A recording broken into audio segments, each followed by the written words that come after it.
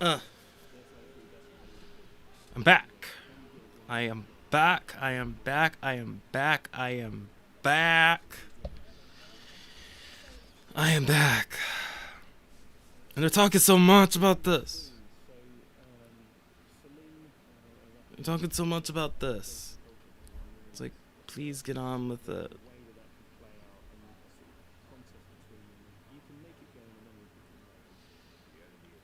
I, I hope everything checks out. I paid a lot of money for that. And they ship fast too. Likely will come here as soon as that date comes by. So it's to be on its way next week.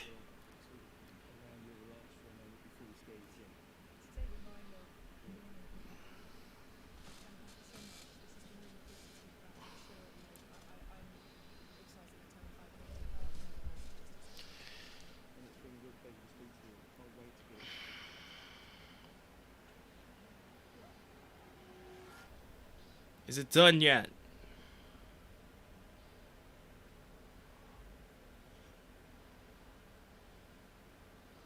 Pazuzu. I'm familiar with. I'm familiar with him. Is that it?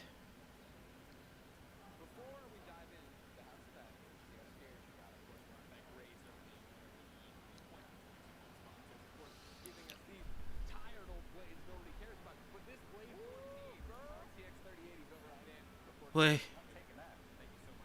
Is that really it?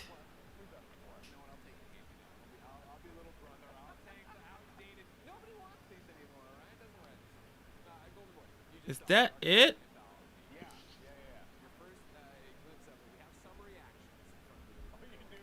I thought that was.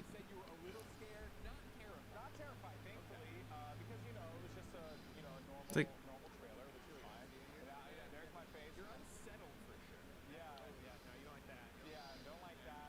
You for real?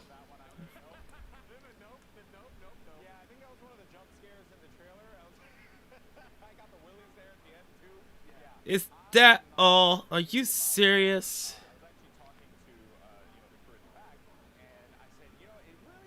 No, what is this? No, they're talking about the direct. Is that all? Oh God, come on. No. No, no, no, no, no, no, no, no, no, no. No. Come on, no, for real? No, you have to have more than that. The Bandai Namco. Is that all? This is that Danganronpa. Yeah, that's Danganronpa. That's a VTuber.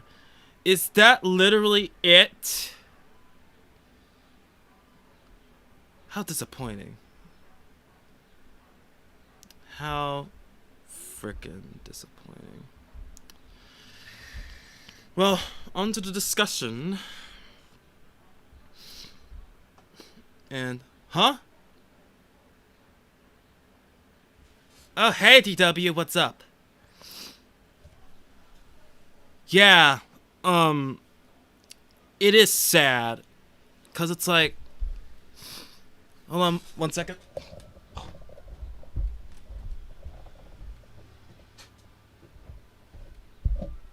I'm back. But yeah, it is sad. Because it's like. I thought. I mean, I can't quite say my expectations were that high. But even then, it turns out to be a failure to me. Like, I won't lie. The Nintendo one did kind of check out. I won't lie. There was. All I have to say is. It was good. It wasn't as groundbreaking as I thought it'd be. It was. It wasn't great, but it was good. That's all I can say. It's just good.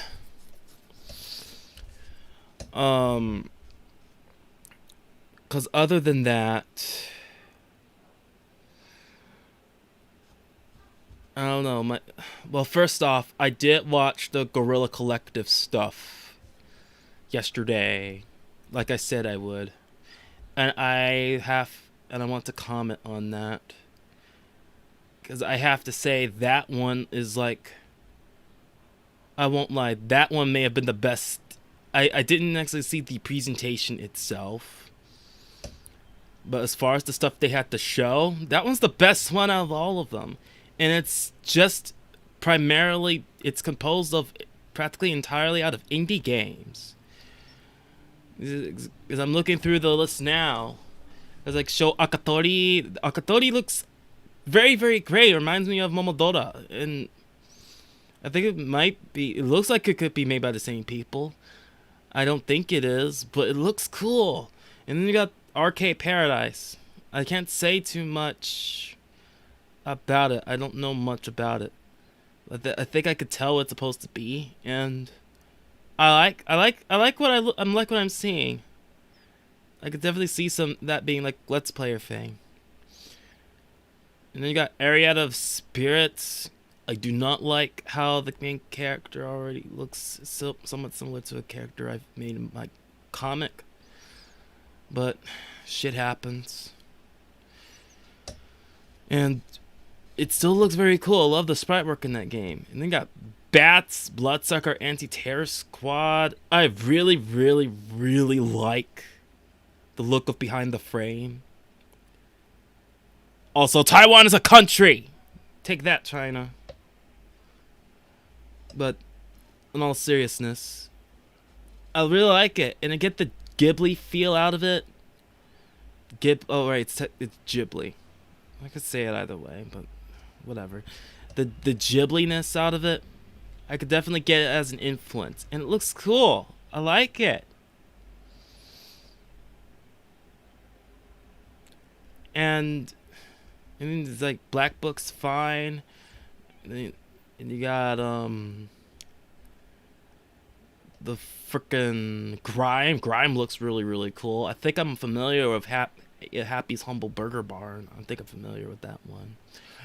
Hunt the Night seems very frickin' cool. Loot River, I think I've already heard of that one before. And then you got frickin'... It's like, well, they already seen Sable. I already seen Table before. The Light of the Darkness seems pretty awesome. I like the way that looks. Trash Sailors looks like something very, very fun to play with friends. Unmetal seems like a very fun game to play in terms of its humor. White Shadows. The one I look forward to the most would be Wolfstride. That one is the one I look forward to the most. I love the way that game looks. And the way it plays is something I could get behind. I am strongly looking forward to that one. That one may be the one I'm looking forward to the most out of all of these. Wolfstride. I want to play Wolfstride. Aeon Drive is pretty cool. This Axolotl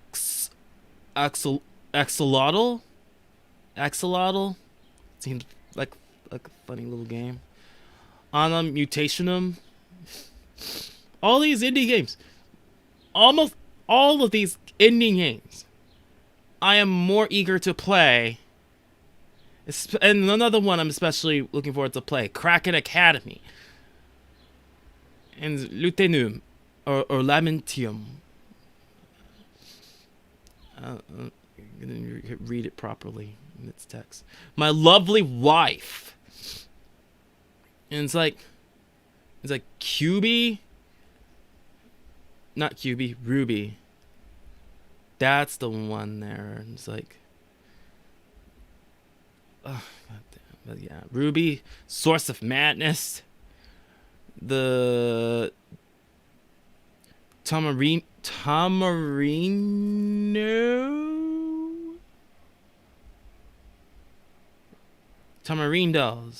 Tamarindos freaking Diner. God damn. Tianding. All these freaking games look a lot more interesting. Ultra Age. Freaking Ultra Age. In this freaking Alfred Hitchcock Vertigo. All these games look so far more interesting. Like, there's more games that I'm more interested in playing than every other game and every other presentation combined. It's a lot more... Ouch! Scratch myself. Sorry. It's a lot more interesting. It's a lot more interesting. And it's like, a lot of what they showed here is a lot more interesting to me than what the AAA stuff showed. And sadly, it seemed like Nintendo didn't quite save the show. I mean, I liked what I saw. Like, I really liked what I saw. But I don't know. A guy handed to Guerrilla Collective. In fact, excuse me, may not like the sound, but I'm gonna give them an applause. I'll give them an applause. I think they are the winners of E3 here. People are more tech than ever. Where did the wonder go? If not for the indie, I think it would be a fail. Exactly. It's like, I didn't even watch a lot of the tech stuff, because I don't really care that much. Because, like, for me, it doesn't have to look the prettiest or anything. It just has to play the game. It doesn't even have to play at the highest settings. Just as long as it plays the game. That's why I don't really complain too much. That's why I don't bitch about, like, Nintendo and them not having the highest end hardware. Because at the very least, they play the game. And that's all I'm concerned about. I mean, I won't lie, it's a bit of a visual treat when the game looks very, very pretty. But at the end of the day, I just want to play the game more than I just want to look at it. That's why I don't care about this whole ray tracing stuff they bring up and stuff like that. It's like yeah, that's nice, but I just want I'm here for the game. Is the game fun to play? It may be nice to look at, but is it fun to play? That's my main concern. And Nintendo's usually on top of that. That's why the only the only things I usually play video games on now and then is my Switch and my PC. I have a PS4, but I don't play too much on it. And most of the time I use it, it's to watch stuff on it. And even then, I still play with my 3DS. There's still a lot of cool games on the 3DS that I missed out on. And I just, in general, like playing. And it's like, because otherwise, I go back. I play older games. I bought myself a new, well, quote-unquote new PS2 to play some PS2 games that's not available on the PlayStation Store. And my PS3... Yeah, my PS3 is not, my PS3 can't play it.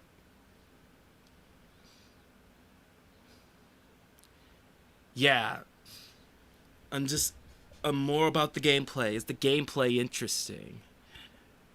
Because, I don't care about indeed I don't care about the loot boxes and stuff.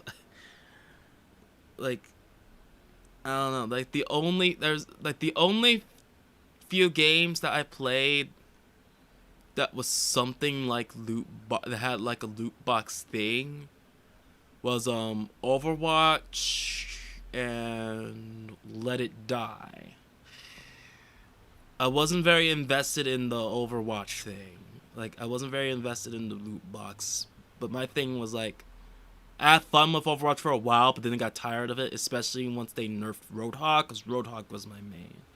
After that, it wasn't as fun playing as him anymore. And then I just didn't have fun playing the other characters, so I just stopped.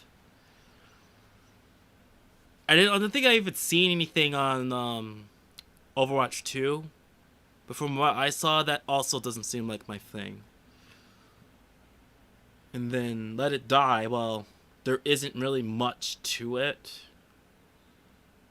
It's kind of just like a daily unlock thing, I guess. But I don't know. But then even then, I don't play these games for the loot boxes. I never spent money on the loot boxes.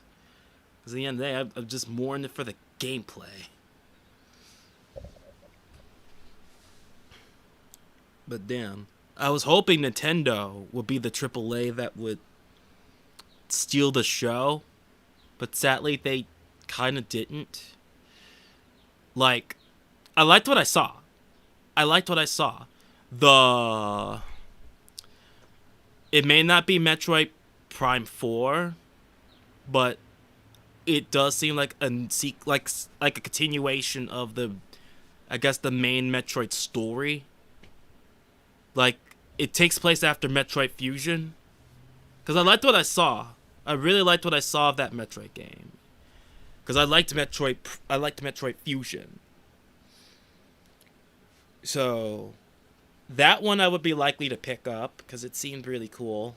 I like the way it looked, and I'm kind of curious to know what happens to Samus after the Metroid Prime. Not Metroid Prime, Metroid Fusion. I'm curious to know what happens to, what's her story after Metroid Fusion, because she goes through quite a massive change in Metroid Fusion. Because as far as I can recall from the story of the game, it's like her DNA and stuff freaking changed. So I don't even know what she looks like under the armor anymore. It's like, would she still look like that blonde babe that you see in Smash and stuff like that? I'm honestly curious about that. But that Metroid Dread? Yeah, Metroid Dread. Yeah, I'm curious about that.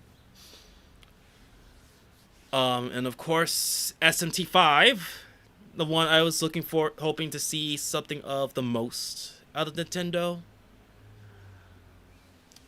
I like what I saw in that too, but I don't know how I feel about the look of the protagonist.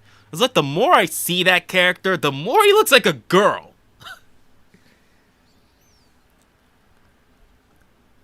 Yeah, is he a trap? Because it's like every time I see that character come up, it's like the more, like every time that they show that character, the more they make him seem like he's a girl. Like he looks like an effeminate boy, like a femboy. And then you fuse, and then he looks even more like a girl with the long hair and stuff. And it's like, is that on purpose? Is this supposed to be androgynous to a point where it's like their gender isn't? I don't know. To me, it looks like the human form at least clearly looks like a boy, and I could see the fused demon form. I can tell like there's a boy with that, but then I don't know. It's a little hard to tell though. But I think that's the point. He's meant to be androgynous. It's not supposed to be easy to tell, but then I suppose it's for the sake of, well, like say if you ask them, are they a boy or a girl? And then their answer will likely be, that's up for you to decide. That's why you designed them this way. Because they could be a boy, but they could be a girl. And it's like, I wouldn't have a problem with that. But I don't know, it's like, couldn't you just simply allow the option where you could play as either a boy or a girl? It's not even just that Pokemon does it, but it's like they did it before, sort of. With SMT Persona, particularly Persona 3, the portable version, where you get to play as a boy and a girl, or boy or a girl rather. We could do it like that. Sure, people are going to make more Pokemon comparisons with it, but it's not a big deal to me. It's fine. Because I won't lie, that character still looks cool. Or at least the fused demon form looked cool. I like the long blue glowing hair and stuff. I don't know how I feel about the UI, the user interface. Because it looks very similar, if not the same as this other game, Tokyo Mirage Sessions. Even like say your character levels up and stuff, it's like the same beats as Tokyo Mirage Sessions. And it's like, my thing about that game is it is not SMT. It's not even Fire Emblem. Like, they tried to make it as if it doesn't come off as total super anime weeaboo. They tried to make it to where it's not total Japanese super weeaboo anime trash. But this game is exactly that. It is, super weeaboo anime trash. That's exactly what it is. And the localization just made it worse. Oh no, it's not a new game. This is definitely not another Tokyo Mirage Sessions. And Persona 3 is on your list. It's kind of on mine too. I played a bit of it. It's interesting so far. Or rather, a little bit. I don't know. I want to play further into it, but right now it's like I'm more interested in playing Persona 1 and Persona 2.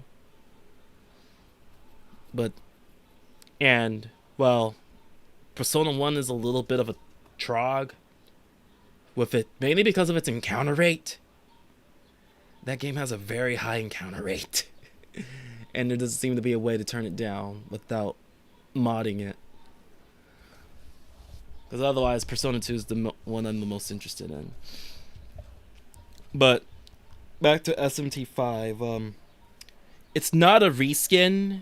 It is a new game. Like, it's definitely new.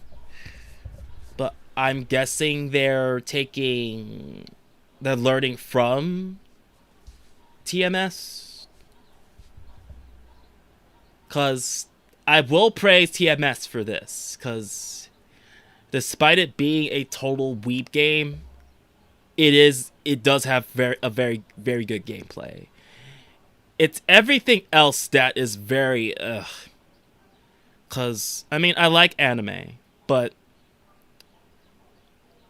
it's so stereotypically anime. That's my thing. It's like, the characters are very, very tropish when it comes to anime. Like, you got the all-star main character that seems to always seem to do what would be the best interest in things and something like that. You got the cute, bubbly best friend. You got the tough shark tooth best friend, male best friend. He doesn't have shark teeth, but he's that tough guy. And then you got the big busty booby lady. You got the tsundere. You got even one of the villains is stereotypically anime. It's because it's like he's not very deep. He's that crazy.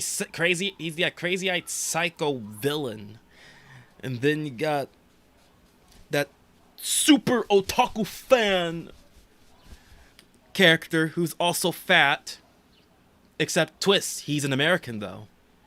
And of course you got the cute little moe character girl. It's so stereotypically anime. The gameplay is actually pretty great. It's very fun. But everything else, from the story to its characters, is honestly a disgrace to both SMT and Fire Emblem. To a point where I hesitate to relate it to either of the games.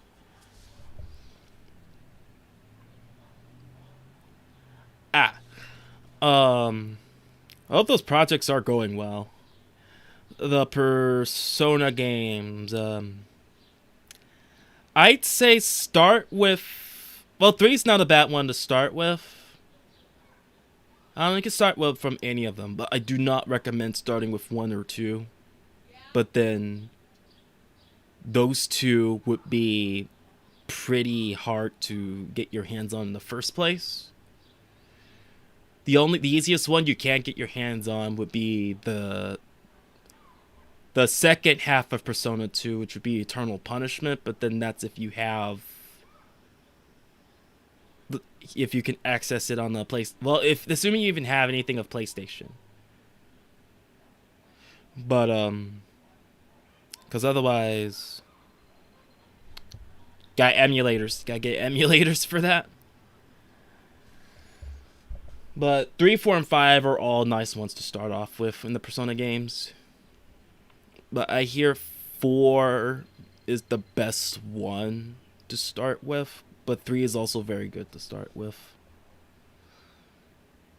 And yeah, this may as well be Netflix trying to make an anime, because it's disappointing, because I know I need to look into the staff and like who written this game, because I know people that like Atlas, the people who make SMT, I know they know better than that. I know they can write better stories than that. Like, I think even the frickin' Demi Kids games are better written than this game. And I definitely know Fire Emblem has much better writing than this. And it's like, and it sure doesn't help that the Western localization was strongly censored and altered. So that sure did not help things, though. That sure did not help. But luckily, someone made a decensor patch for the Wii U version. So I will be getting that. So if I were to replay the game for like a review or something, if I make a video on it, then I would be getting the decensor patch that changes back the changed content, and hopefully fix the fuck ups they did, like some of the dialogue fuck ups. I don't know. There's a lot of controversy in regards to the localization of this game. Like, again, like, indeed, it may as well have been Netflix who tried to have localized it. But it's the Nintendo localization team. My question is, do those people still work at Nintendo? But then, I don't know, that would be the question. I even had the pleasure of witnessing one having a bit of a meltdown before, when the Wii U was still a thing, who apparently worked at the Canadian branch. It's a bit of a story. There was someone apparently trying to impersonate Miyamoto, who's the creator of Mario. And then this person was so pissy about that, kept throwing threats at this person. And then a bunch of people stepped in and tried to, like, call this dude out. It's like, dude, chill. Even I stepped in a little bit, just made a comment about how that person was being very unethical. Like we get it, but the way you're handling this is very, very bad. And plenty of people came in and agreed with me on that. But then the dude didn't even know what that even meant. Being unethical. He didn't even know what unethical even meant. You work for Nintendo. It's speaking on online like this, in a way you're sort of representing them a bit. You don't even know what even the very word of unethical even meant. Gee, I feel embarrassed for Nintendo on that part. But that aside, the point would be that SMT5, it looks nice. I think what they're learning from Tokyo Mirage Sessions is that people like the gameplay. And I won't lie, the visuals were nice too. I'll also give that game that. The visuals were nice. And some of the character designs were cool. It's just the story and the characters that were rather shit. But other than that, I don't know. It's like I think they could have done a bit better to make the UI different so that it doesn't resemble TMS too closely. And then there's the case of it's like in the same with the leveling up and stuff like that. It's not a big deal. It's not very important to me because it's not like I had that bad of a time playing TMS. It just would be. I don't know. It's just honestly a pretty low level, low level issue with me. Very low level. Because otherwise, I could easily just get past and just play the game for what it is. They just gotta make sure it's not written the same way. They better not, because it's supposed to be the 5th game in the indeed acclaimed Shin Megami Tensei series. Tons of people will be very mad if they fuck this up. Especially for how long this took. Because they announced this like almost 7 years ago. Like ever since the Switch was even announced. Like the Switch's existence is confirmed. Like when it was the NX. And they revealed what the NX actually was. And it turned out to be the Nintendo Switch. They announced it even all the way back. They announced it since then. It was one of the first games that was announced for the Switch. And it's supposed to be for the anniversary of SMT. But looks like the development of the game took a lot longer than expected. And, well, at least it's here. So I hope it turns out well. Because from what I saw, the gameplay looked cool. I will definitely give it that. The gameplay looked very cool.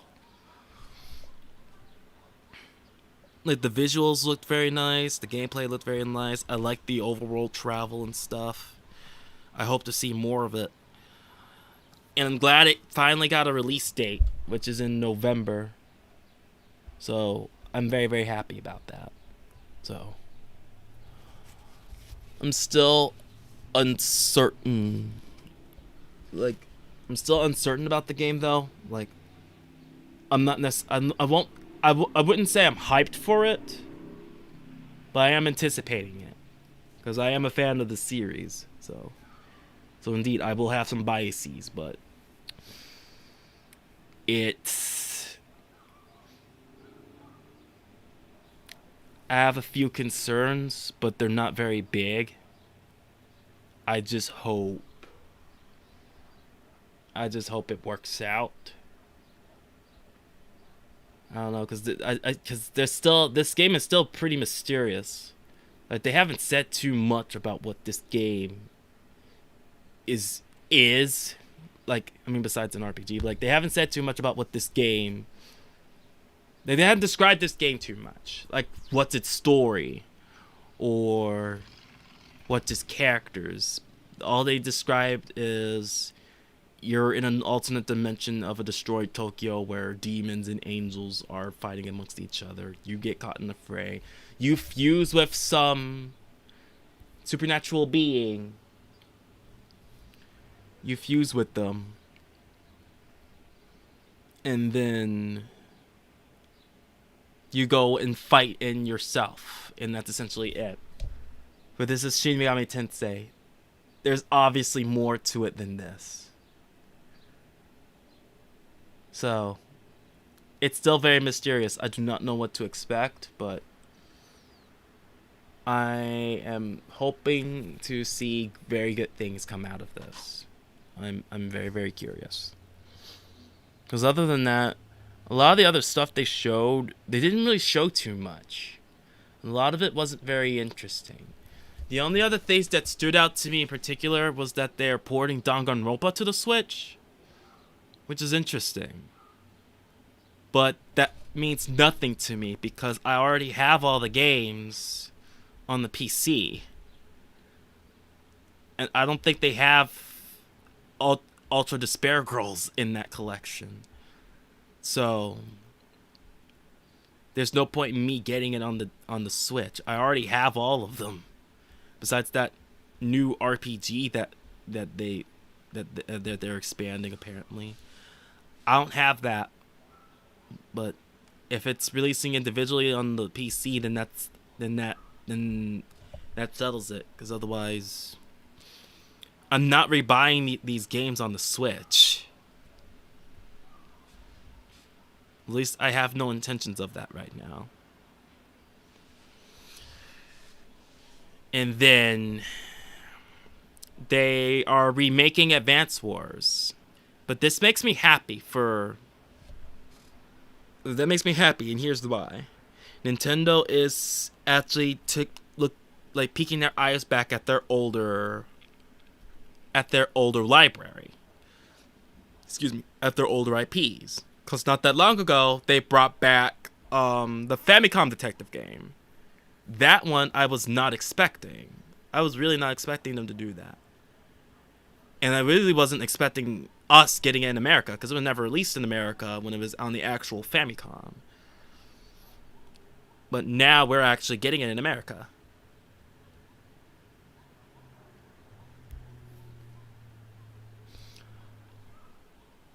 I don't think they showed a mecha. Oh, was there a mecha anime?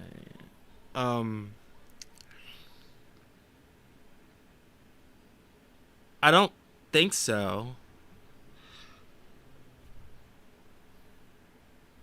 I don't know. Like, I never heard of Muv Love.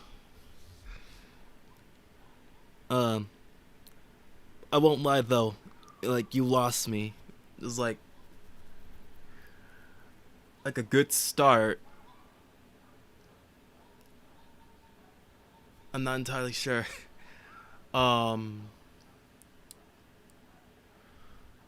Cause like if you mean Danganronpa, then that one's not a mech. Though strangely there is a robot in one of the games. So I guess that's as mech as you can get with that. I don't understand. I don't even get why. Why is there a robot in the third game? A freaking robot, but well, it's a robot. But it's more of a murder mystery type game. Like a suspense murder mystery type game. Though they do have anime though. It's okay. It's about a little. Strangely, the second game did not get an anime, but the third one got side stories. The anime for the third one are like more like side stories. I won't lie. Like, I'm not entirely sure. Like, I was a fan of the Danganronpa. I was more of a fan of Danganronpa in college. Now, I'm more of a. I mean, I like the games, but I can't say I'm as big on them as I used to. But it's all right. But I guess going back to like the case of Nintendo looking at their older IPs, like they brought back the Famicom Detective, which is really nice to me. I did not expect them to do that and us to actually get it, because we never got it in the first place. I don't know how well it did. I hope it did well, because I want them to do more of this. Because now we're getting Advance Wars, another old IP of theirs that we have not seen for a long while. All right. But yeah, because now we're getting Advance Wars. That one was on the Game Boy Advance, and now we're getting that one on the Switch, remastered, just like the Famicom Detective, and it looks nice. It's made by the same people that made Fire Emblem, so I am curious about the game. Oh, oh, oh no. It said Danganronpa, like Here, I'll type it in for you, cause it is a little bit of a weird name.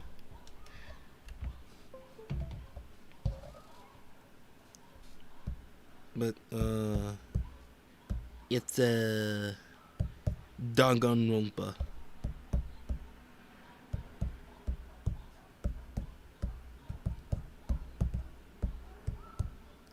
There you go, buddy. But yeah, Danganronpa. I never heard of I heard of Vanguard, but like I heard of Vanguard, but like that's like a card game series. But I haven't heard of Vanguard. Yep, Teddy Murder School. That's exactly what it is. Teddy Murder School. Ugh.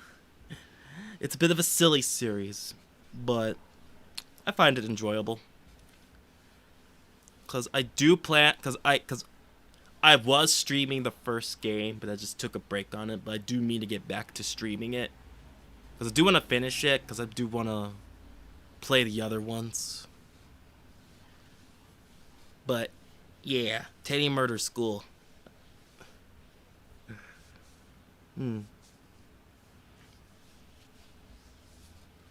But I don't know. It seems like if you have a Switch, then you get a chance to play Teddy Murder School in the on the Switch. I wonder if how much they'll cost.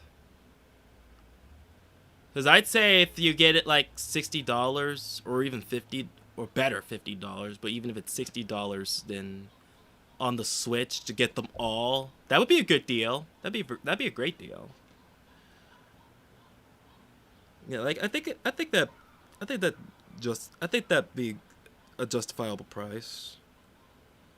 But I don't know. I think 50 would be more ideal. But because other than that, it's like 60 is okay, but 50 would be better. Just as long as if they because they're gonna sell them individually too. At which sold individually, I'd recommend they don't do it. They don't make it too expensive. I recommend they just don't make it too expensive. I'm not even sure how much they cost on Steam right now. It's like $20. I guess that's a fine price. Oh, I don't know. We'll just have to see once they come out on the Switch. First of all, I shall be right back for a quick second.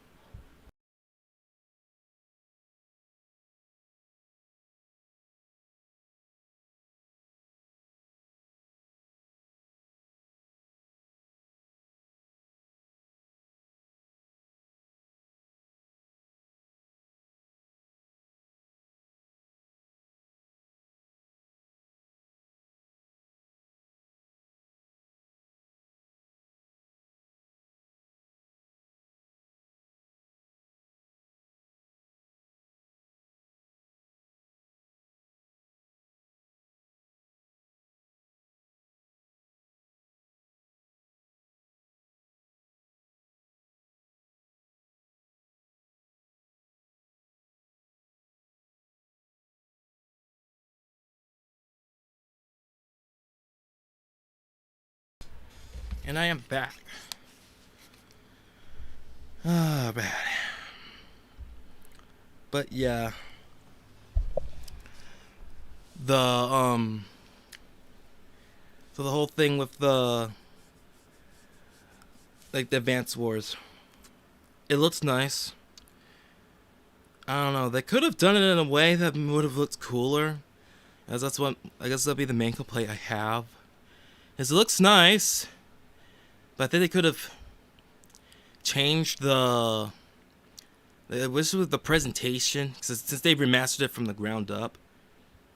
What they could have done is they could have changed it to where, made it to where they could have made it look cooler. Is what I'm saying. Like made the presentation look cooler. I think they easily could have done that.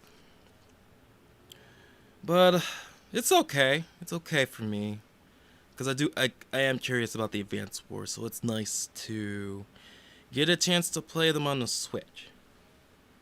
My thing is, I hope they do this for more properties, for more older Nintendo properties.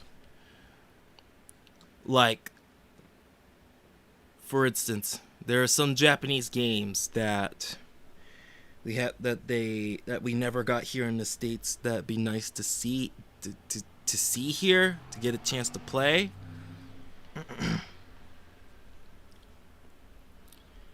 And then there's also other cases where,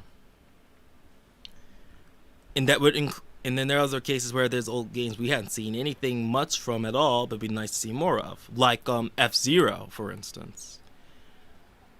Because indeed, it's like, if there's enough interest in what else Nintendo has under their belt, we might even get to see more of something that people hadn't seen in a long while. That'd be great to see come back. So maybe indeed we get another F-Zero after all this time. Or a better Star Fox game. Or I don't know what else they may have in store. Or beautifully another Kid Icarus game. Hopefully on the same vein of Uprising. But I kind of like the original Kid Icarus too, now that played. And then we're getting another Fatal Frame game. I can't tell if that's supposed to be like a remake, remaster, or new entry. I do not know how the one on the Wii U played. I played the demo, but I didn't get far because my Wii U was going through a battery problem. But I mean, I hear nothing about it, so I'm not guessing it didn't do that well. But then the Wii U itself didn't do that well, so.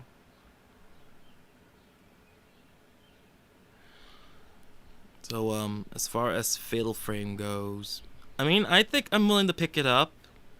Because I'm curious about Fatal Frame. I do want to give the series a proper shot. Because other than that, the only other thing that they showed that I can recall them showing that interests me would have to be, of course, the Breath of the Wild 2. It looks nice. My main deal is it kind of does seem like more of the same. But I guess that's to be expected. Because indeed it's a direct sequel to Breath of the Wild. So of course it's likely going to play very similarly.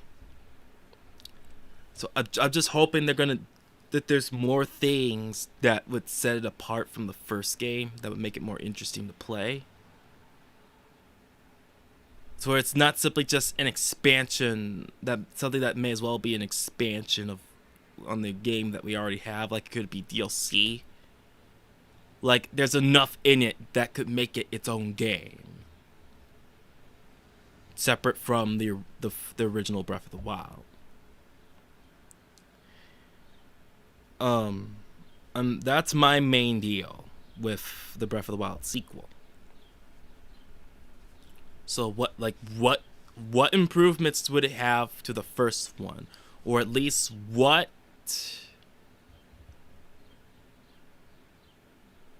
differences that it has that it could stand on its own, separate from the first game? That would be my main question. Because I like some of the cinematics that I've seen. It's interesting. But it's like,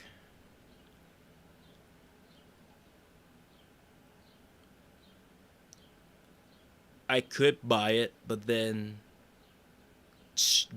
would I really though? Like, is there enough there to justify the purchase?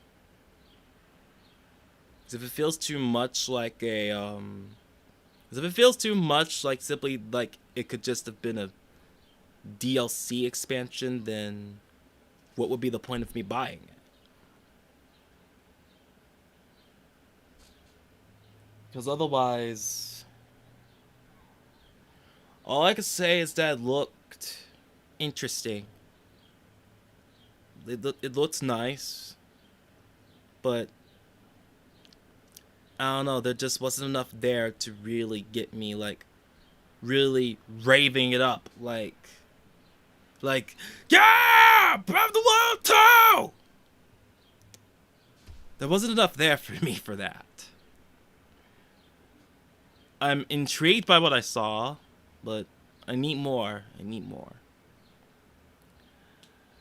Because other than that, all I could say... Oh, right! I almost forgot. This is honestly the main one of the main highlights for this presentation for me besides SMT5. Frickin' Heihachi and Smash. I know how people feel about the community, and, well, I am not very thrilled about that either.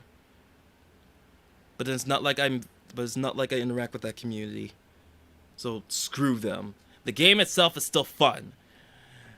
And I'm loving the way Heihachi seems to play. Not Heihachi.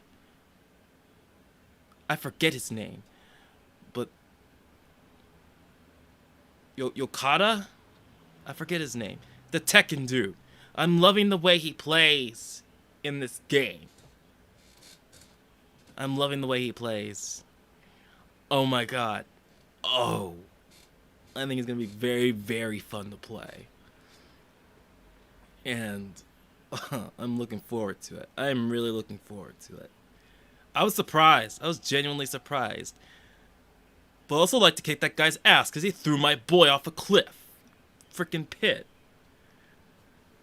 Threw my boy off a cliff. I'm gonna throw him off a cliff now. It's my favorite Nintendo character. It would have been. I wasn't expecting a new Kid Icarus game announcement, but I don't know. That would have been nice. That would have definitely won into E3, made Nintendo win E3 for me. But other than that, Bandai Namco. I must have did something wrong, because it would seem that all that they showed was this dark anthology thing. And this dark pictures thing. And that's it? Well, I have nothing to say about that. I'm just not interested in it. So like, freaking drop the ball on that one, Bandai Namco.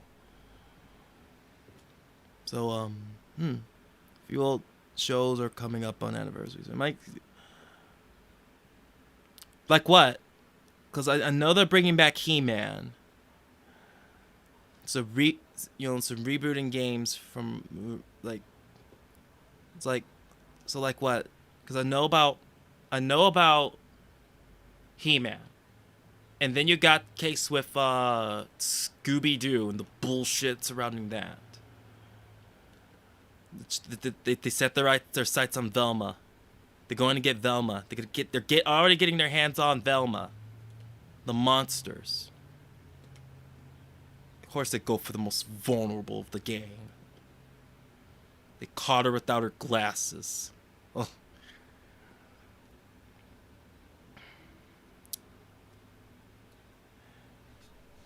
But somehow it doesn't surprise me that they didn't go for Daphne, though. I'm honestly not surprised that's Velma. I wouldn't be surprised if it's Daphne either, but Velma did seem like the one they would most likely set their sights on. These freaks are trying to get Velma. I also noticed they keep trying to change Velma's race. I don't think she was always Hispanic. Because otherwise it's like, why keep trying to change Velma? It's like, leave Velma alone. It's like, she's fine the way she is.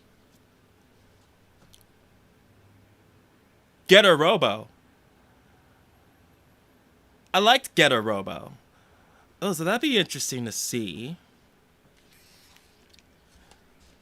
I mean, I haven't seen too much of Get her Robo. I mean, the last Get her Robo I seen was New Get her Robo, which was a rather interesting show. I'll give them that. It'd be nice to see another Get her Robo come up. I think it's been a while, so it'd be about that time.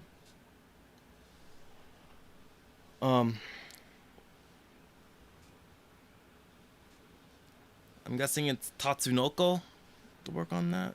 Maybe with some help.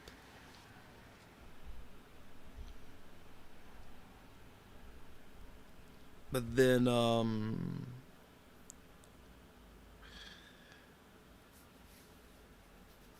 I also heard rumors of a Flintstones revival, which is honestly one I've been very curious of seeing. Like, I'm surprised no one tried to bring back the Flintstones, because how would they do that? But then, I don't know, I'm a little scared of how they tried to do that now. Very scared. They're already fucking up Scooby-Doo.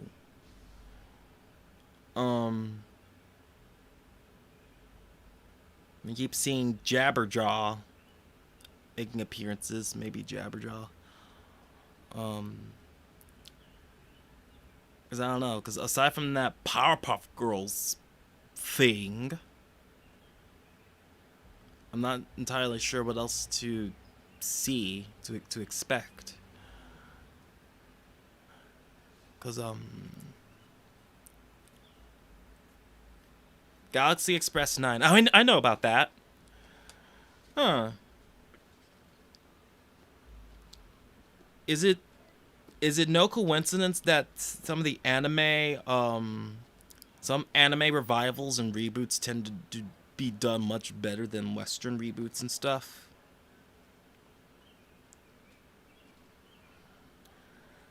Goddamn. I don't think it's that, I don't think there's a big coincidence with that. Hold on a sec.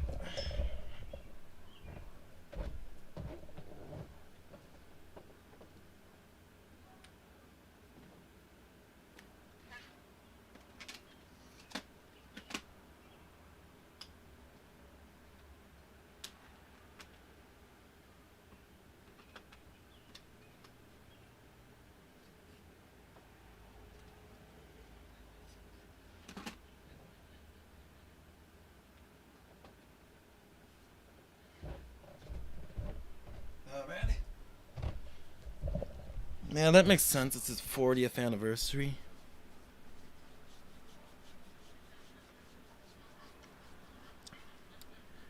Lupin the Third, Part 1. Is that the movie? Or is that an entirely new other project? Because Netflix already has their own Lupin. Race swapped and everything. Won't lie, it does not seem very interesting. But it's not even because of that. It's just in general. The stuff they tend to put out, is very, very hit or miss. But the sad thing about it is, even when they're hits, too often they slowly become misses. One of the only things I liked from that would be an actual original Netflix production from the West would be Troll Hunters, if you don't count the other spin-offs.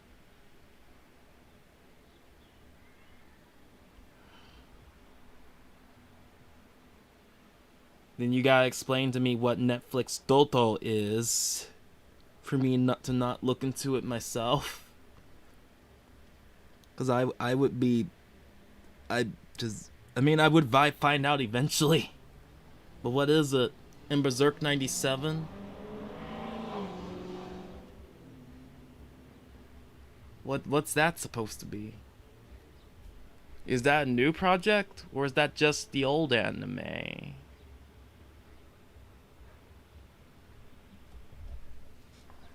I mean, I have the Berserk manga. I haven't read too deep into it, but I liked what I saw, and I liked what I've read so far. Guts is a very, very different protagonist. He's pretty interesting. And of course, the art is very, very beautiful. It's one of those big, thick special edition. Oh, I wouldn't say special edition, not necessarily, but it's those big, thick books. I think it's a very nice way to experience the story. But then I also know that there's like a motion manga on YouTube to look at. Probably should have stuck with that, to be honest. I don't know, that depends. But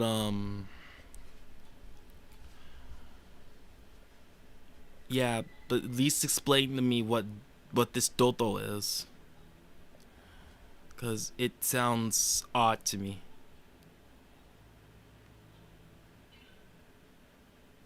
The protagonist in the Doto anime is Guts and wait, you mean do you mean Dota? Or is this something very different? Because I know they're making a Dota show that's not an anime, but it looks like one. It's one of those cases where it looks like anime, but it's technically not. It's a Western-made show.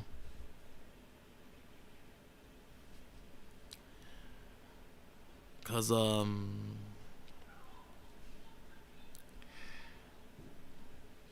I don't recall what the protagonist looked like in that one.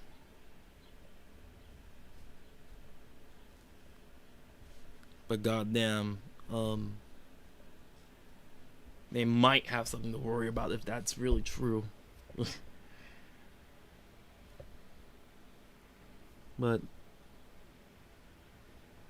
yeah, it's like, I guess it's the thing about Netflix.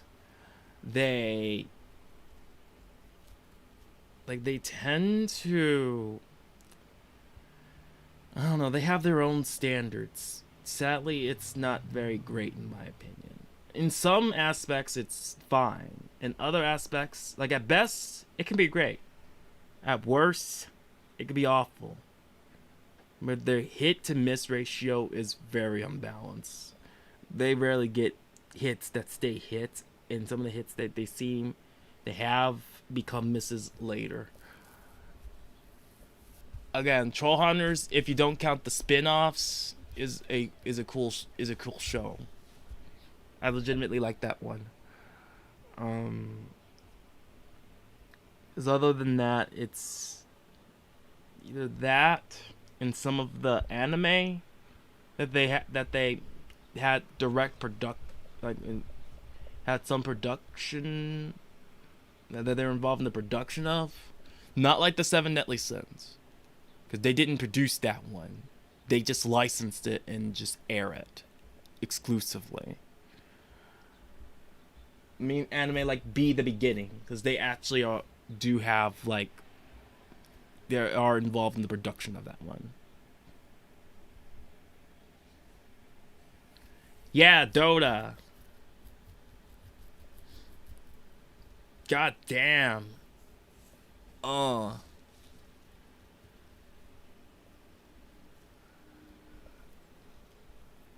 Well, shit. That. Ugh.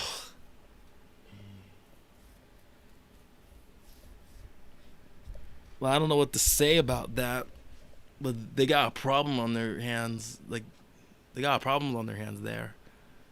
Because I could get, sometimes you design a character and then, lo and behold, plenty of other characters appear that look like your character. and then you may come to find that there are plenty of other characters before your character in which they look similar, and it's like, goddamn. But it's like, because that's even more the case of when it comes to being an effective character designer. You have, like, indeed, you gotta try. Like, when it comes to being an effective character designer, one of the trickiest things to do is to make your character stand out and look unique. Like, very, very distinguished from any other possible characters. And this does give me the idea of which I should go back and redesign this one character. Because she's apparent, because, I have you on, Discord. So, I'll show you what she looks like. You could check out what she looks like. Check it out on your own time when it's convenient. But indeed, she's essentially a witch with red hair, red eyes, and a witch with long red hair and red eyes. But I think it should not come to much surprise that there are plenty of other characters throughout fiction that are, the other female characters throughout fiction that have red hair and red eyes, at which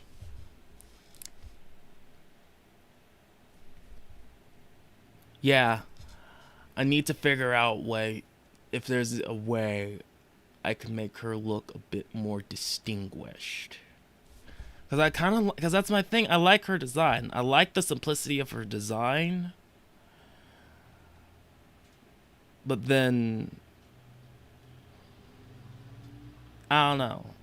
I think I could do more with her design to make it stand out a little bit more. To make it a bit more distinguished.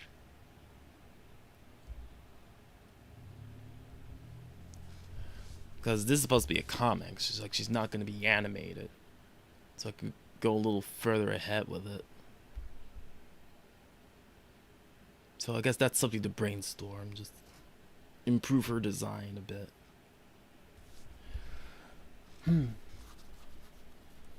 Or she's not just simply another red-eyed, red-haired girl like every other red-eyed, red-haired girl in media, particularly anime. Ugh.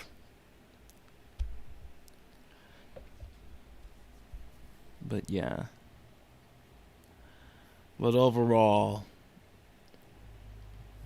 as far as apparently EA has a thing next week. That's kind of odd to me.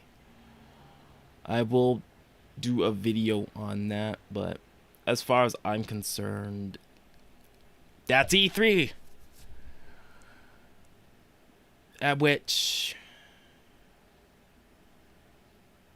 I will give a brief summation of what my thoughts are about this E3 in general. And I will make a video going deeper into how I feel about this E3 and perhaps how I feel about E3 in general. And what it means to me now compared to, say, how it meant to me before. So, overall, this E3 was a big disappointment. And that's saying something, because I didn't have much expectations for this E3. And somehow, they managed to disappoint. They really managed to disappoint me with this one. It's not the worst. Or I don't know. This one might actually be the worst. Because, like, the only thing that saved this E3 for me, or I don't know, this might even be pretty good on the matter that indeed, the only thing that saved this E3 was the indie games. If it weren't for the indie crowd, this E3 would have been a total all-out bust. Like, absolute failure. Because, again, so many games showed off by Gorilla Collective. All the games showed by Gorilla Collective, the PC game showcase, and the future game showcase. Now, make my point stronger. Just the Gorilla Collective alone in what they showed. Almost everything they showed is far more interesting than what the AAA crowd has showed combined. And Nintendo didn't change that. And it's even more eclipsed when you add what the PC show had to offer, what the future game show had to offer, and what the and what the future games show had to offer, in some of what the Xbox has shown, as well as what the Volver Digital had to show. This E3 seems to be more of a win for the indies more than the AAA. Whereas the AAA, most of what they showed was either uninteresting, even just seemingly boring stuff we already knew about, and added nothing truly valuable and provided no valuable new information. Just you get new information on them, but it's virtually useless and pointless. Or just announce stuff that no one seemingly... It's like... I don't know, it's like the stuff they announced I either don't care for or already knew about, and it didn't provide any new information, and it didn't provide any new information, any new information that helped me out in any sort of way, or was stuff that was already out.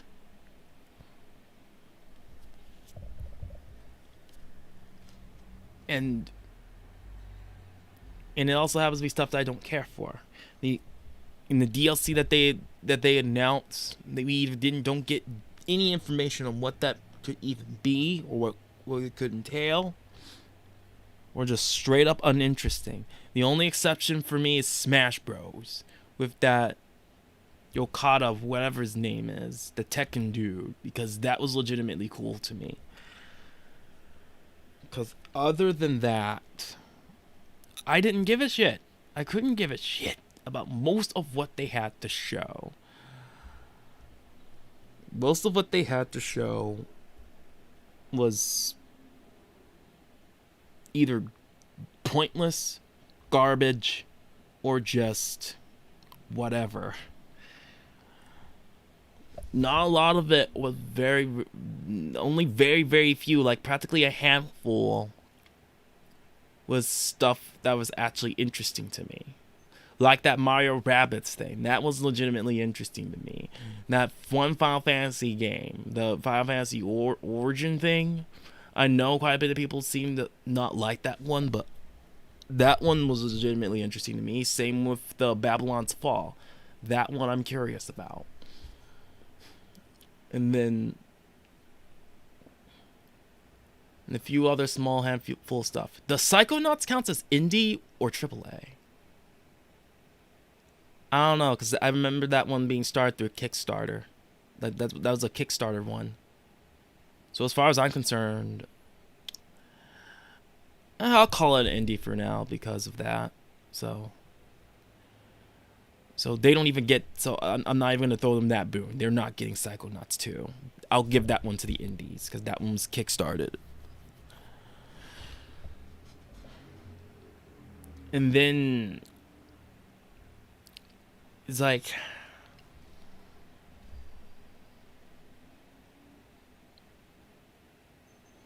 And then it's like... Damn. It was very disappointing. And then, I felt very bad for the Capcom presentation, because that was absolutely nothing new at all. That was only stuff that we've just heard about. I'll feel bad for that girl doing the presentation for them. She was trying her best to make it enthusiastic. I feel bad for them in general, because this is not a good start for them. This is not a good first presentation for them. I was hoping for like a new Dead Rising, maybe a Dead Rising remake, remaster, DLC for DMC 5, maybe a remake of DMC 2, and not make it garbage this time.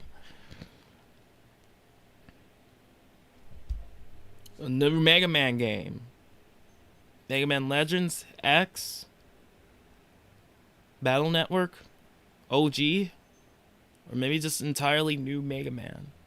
But nothing at all.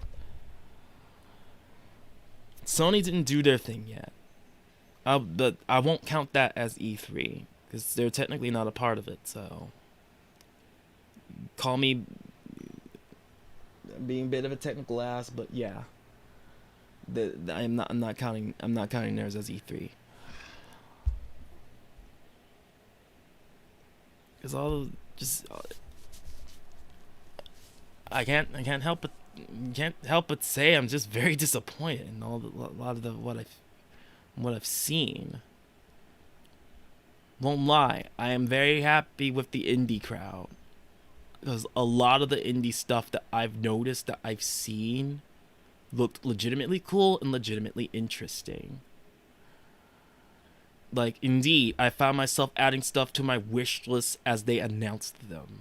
They were that interesting. They looked that freaking cool. God damn. Kind of congested.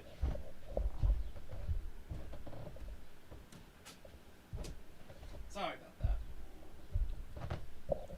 Frickin' Hunt the Night Bats. Tinykin. You know, they always run El Paso elsewhere. River. Axolotl. The One Lonely Post. Vertigo, Alfred Hitchcock. Freaking Akatori. It's like Solstice behind the frame. These are legitimately interesting games that looked a lot more interesting than what the AAA crowd has shown. But this just cements even more how indie is the freaking future, baby. Like indeed, it's like the indie crowd shall inherit the game industry. They shall inherit the game industry. Indie for the win. Indie for the fucking win. And that's not the only thing they'll inherit too. Give it time. Because the mainstream industry is slowly dying. And it's partially because they're killing themselves. You see it. You've seen it here through E3. It's in the comic industry. It's in the TV media.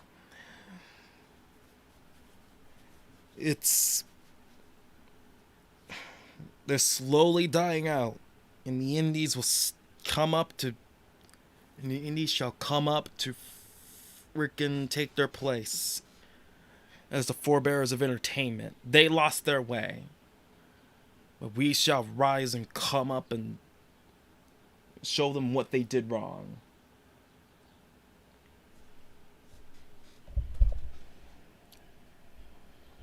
But yeah, other than that, I'll make a video and I'll put it on here.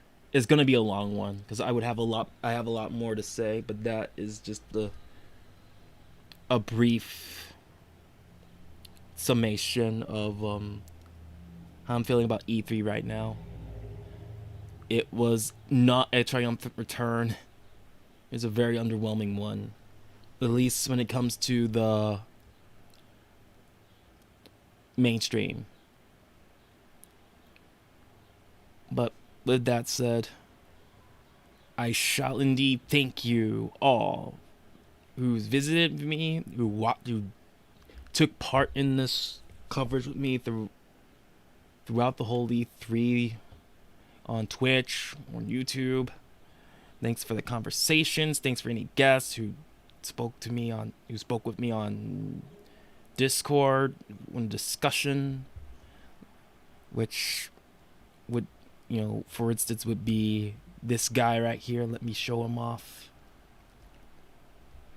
Yeah, I'd like to thank my buddy MK who join me in one of these instances, being a special guest to speak with me on on one of these. And I will do more of these as they come up. But for now, that is the E3 coverage. Thank you all for joining me. Let's just see you next time. And yeah, you take it easy too, DW. This is the Gamer from the Slaughter, and I shall await your next video.